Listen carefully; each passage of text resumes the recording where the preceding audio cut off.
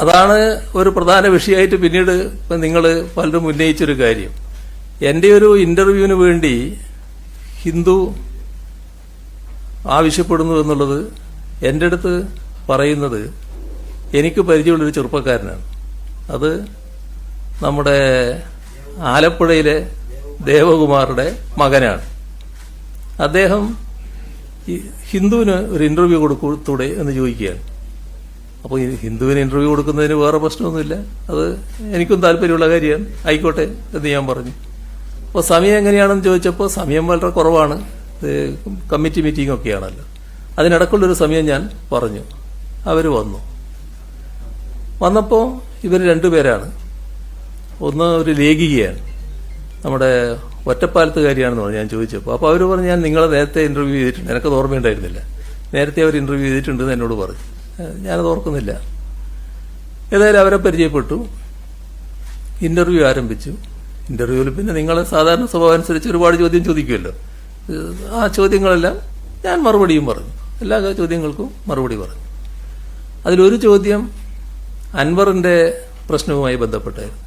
ഞാൻ പറഞ്ഞു അത് ഞാൻ വളരെ വിശദമായി പറഞ്ഞു കഴിഞ്ഞതാണ്, അത് വീണ്ടും ഞാൻ ആവർത്തിക്കുന്നില്ല, നമുക്കിന്ന് അത്ര സമയവുമില്ല, അതുകൊണ്ട് അതിലേക്ക് ഞാനിപ്പോൾ വിശദമായിട്ട് പോകുന്നില്ല എന്ന് പറഞ്ഞ് അവസാനം അവർ പറഞ്ഞു, നല്ല വിഷമകരമായ ചോദ്യമൊക്കെ ഞാൻ ചോദിച്ചിരുന്നു, പക്ഷേ നിങ്ങളെല്ലാറ്റിനും നല്ല നിലക്കാണ് മറുപടി പറഞ്ഞത് എന്നൊക്കെ പറഞ്ഞ് പിരിയുകയും ചെയ്തു. പക്ഷേ ഇന്റർവ്യൂ പ്രസിദ്ധീകരിച്ച് വന്നപ്പോൾ ആ പ്രസിദ്ധീകരിച്ചതിൽ ഞാൻ പറയാത്ത ഭാഗമുണ്ടായി. എന്നോട് ചോദിച്ച ചോദ്യങ്ങൾക്കെല്ലാം ഞാൻ കൃത്യമായിട്ട് ഉത്തരം പറഞ്ഞാണല്ലോ. നിങ്ങൾക്ക് അറിയാലോ ഞാൻ എൻ്റെ നിലപാടുകൾ എന്താണെന്നുള്ളത്. ഈ ഒരു ജില്ലയെ, ഏതെങ്കിലും ഒരു ജില്ലയെയോ ഏതെങ്കിലും ഒരു വിഭാഗത്തെയോ പ്രത്യേകമായി കുറ്റപ്പെടുത്തി അങ്ങനെ സംസാരിക്കുന്ന ഒരു രീതി എൻ്റെ ഒരു പൊതുപ്രവർത്തന രംഗത്ത് നിങ്ങൾക്കാർക്കെങ്കിലും കാണാൻ കഴിഞ്ഞിട്ടുണ്ടോ ഇതേവരെ? അങ്ങനെ ഒരു നില എൻ്റെ ഭാഗത്തുണ്ടാവില്ലല്ലോ. പക്ഷെ ഇവർക്ക് അതിൻ്റെ അത്തരത്തിലുള്ള ഒരു എൻ്റേതായിട്ട് എങ്ങനെ കൊടുക്കാൻ കഴിഞ്ഞു എന്നുള്ളത് മനസ്സിലാക്കാനേ കഴിയാത്ത കാര്യമാണ്. അതിന് പിന്നെ അവരുടെ വിശദീകരണം വന്നിട്ടുണ്ട്. ഇതിൽ കാണേണ്ടത് ഞാനോ സർക്കാരോ ഒരു PR ഏജൻസിയെയും ചുമതലപ്പെടുത്തിയിട്ടില്ല. നിങ്ങൾ ചിലർ ചോദിക്കുന്നുണ്ട് എത്ര പൈസയാണ് കൊടുത്തത്. ഒരു പൈസയും ഈ PR ഏജൻസിക്ക് വേണ്ടി ഞാനോ സർക്കാരോ ചെലവഴിച്ചിട്ടുമില്ല. ഇത് ഈ ദേവകുമാറിന്റെ മകൻ എന്ന് പറയുന്നത് രാഷ്ട്രീയമായി ചെറുപ്പം മുതലേ ഞങ്ങളുടെ കൂടെ നിൽക്കുന്നൊരു ആളാണ്, കൃത്യമായ രാഷ്ട്രീയ നിലപാടുള്ള ആളാണ്. പിന്നെ ദേവകുമാറും നമ്മളൊക്കെ ബന്ധം എല്ലാവർക്കും അറിയാലോ. അപ്പോൾ അതിന്റെ ഭാഗമായി അയാളിങ്ങനെ പറഞ്ഞപ്പോൾ ഒരു ഇന്റർവ്യൂ ആകാമെന്ന് സമ്മതിച്ചു എന്നുള്ളത് മാത്രമേ ഉള്ളൂ. അതിന്റെ ഒരു അയാളെ നയിച്ചിട്ടുണ്ടാകുക അത് ആ രാഷ്ട്രീയ നിലപാടിന്റെ ഭാഗമായിട്ട് തന്നെയാണ്. മറ്റു കാര്യങ്ങൾ അവർ തമ്മിൽ തീരുമാനിക്കേണ്ടത് എനിക്കറിയില്ല.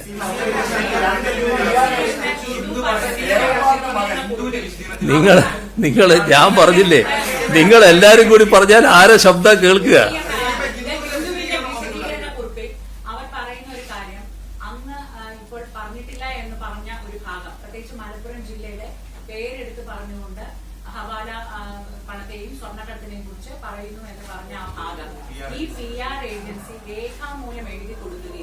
മുഖ്യമന്ത്രി മുൻപ് പറഞ്ഞൊരു കാര്യമാണ്, അതുകൊണ്ട് അത് ഉൾപ്പെടുത്തണമെന്ന് അവരോട് ആവശ്യപ്പെടുകയും ചെയ്തു എന്നുള്ളത് ഹിന്ദു വ്യക്തമാക്കിയിട്ടുണ്ട്. അപ്പോൾ അങ്ങനെ അങ്ങയുടെ അറിവില്ലാതെയാണോ അവർ അത് ആവശ്യപ്പെട്ടതെന്നുണ്ടെങ്കിൽ ഈ PR ഏജൻസി എന്ന് പറഞ്ഞ അങ്ങയുടെ അഭിമുഖത്തിന് സമയത്ത് അവിടെ ഉണ്ടായിരുന്നു എന്ന് പറയുന്നവർക്കെതിരെ നിയമ നടപടി കേസെടുക്കാൻ സർക്കാർ തയ്യാറാകും. അതിൽ മനസ്സിലാക്കേണ്ട കാര്യം ഈ പറയുന്ന തരത്തിൽ ഒരു സാധാരണഗതിയിൽ അങ്ങനെ കൊടുക്കാൻ പാടില്ലല്ലോ. അതുകൊണ്ടാണല്ലോ മാന്യമായിട്ട് തന്നെ ഹിന്ദു അതിനകത്ത് ഖേദം രേഖപ്പെടുത്തുന്ന അവസ്ഥയുണ്ടായത്. വളരെ മാന്യമായ നിലയാണ് അവർ സ്വീകരിച്ചത്. ഏതെങ്കിലും ഒരു ഭാഗം കിട്ടിയാൽ ആ കിട്ടിയതിന്റെ ഭാഗമായിട്ട് ഞാൻ പറഞ്ഞതായിട്ട് കൊടുക്കാൻ പാടുണ്ടോ?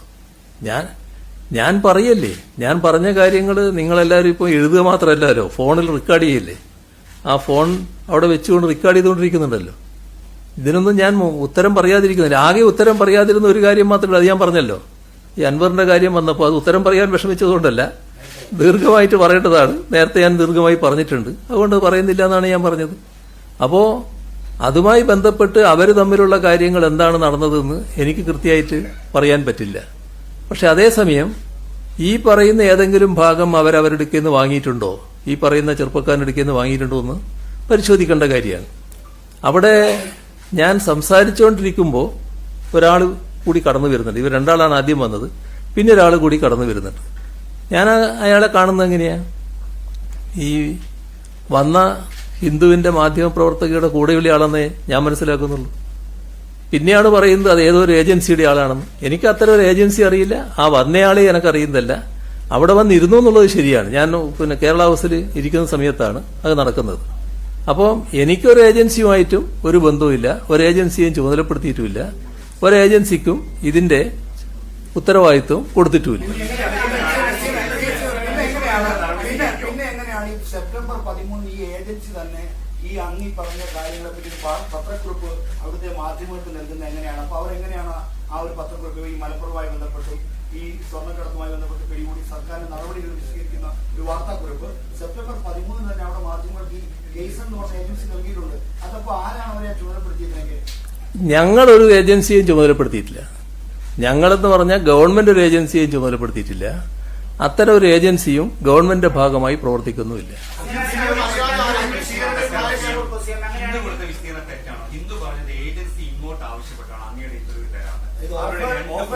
നിങ്ങൾ തമ്മിലുള്ള മാധ്യമങ്ങൾ തമ്മിലുള്ള പോരിന് എന്നെ ഇടയാക്കരുത്.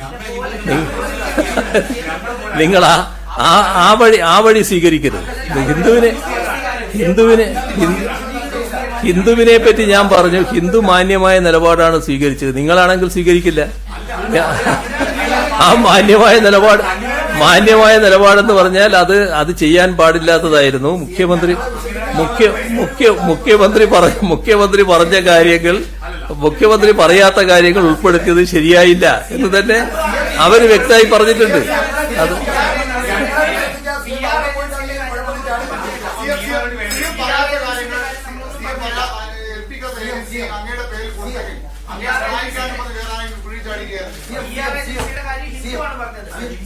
ഞാൻ പറഞ്ഞല്ലോ അതുമായി ബന്ധപ്പെട്ടുള്ള കാര്യം ഞാൻ പറഞ്ഞല്ലോ.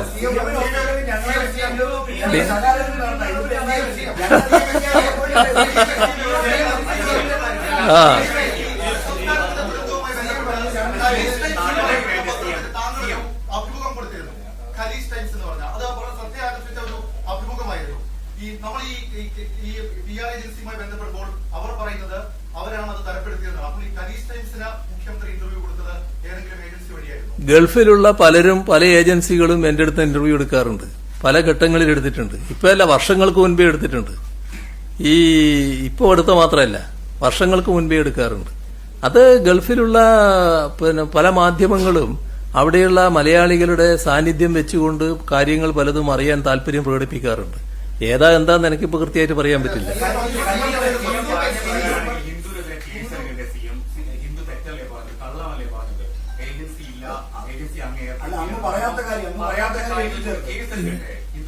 ഇത് ഞാൻ പറഞ്ഞല്ലോ, ഞാൻ കൃത്യമായി പറഞ്ഞല്ലോ അതിന്റെ കാര്യങ്ങൾ.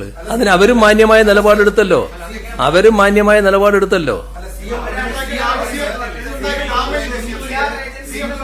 ഡാമേജ് ഉണ്ടാക്കാൻ വേണ്ടിയല്ലേ നിങ്ങൾ എല്ലാരും ശ്രമിച്ചുകൊണ്ടിരിക്കുന്നത്. നിങ്ങൾ എത്രമാത്രം ഡാമേജ് എനിക്ക് ഉണ്ടാക്കാൻ പറ്റുമെന്നാണല്ലോ നിങ്ങൾ നോക്കിക്കൊണ്ടിരിക്കുന്നത്. ആ മോഹത്തോടു കൂടി തന്നെ നിങ്ങൾ നിൽക്കുന്നതേ എനിക്ക് പറയാനുള്ളൂ. അതുകൊണ്ട് മാത്രം ഡാമേജായി പോകുന്ന ഒരു വ്യക്തിത്വമല്ല എനിക്കുള്ളത് എന്നത് ആവർത്തിച്ച് വ്യക്തമാക്കാൻ ഞാൻ ആഗ്രഹിക്കുകയാണ്.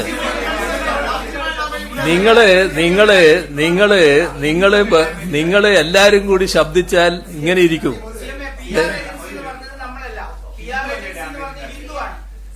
ഏത്? അതെ,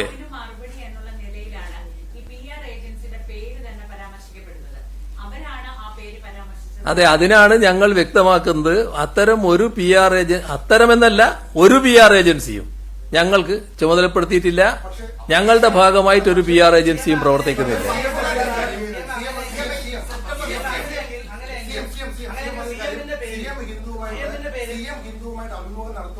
മൂന്നാമതൊരാൾ CM എംന്റെ റൂമിലേക്ക് കടന്നു വന്നു പറയുന്നു.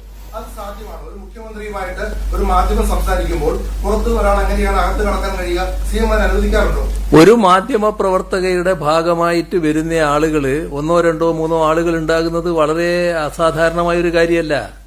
അത് സ്വാഭാവികമായിട്ടുണ്ടാകുന്ന ഒരു കാര്യമാണ്. അത്രയേ അവിടെ നടന്നിട്ടുള്ളൂ.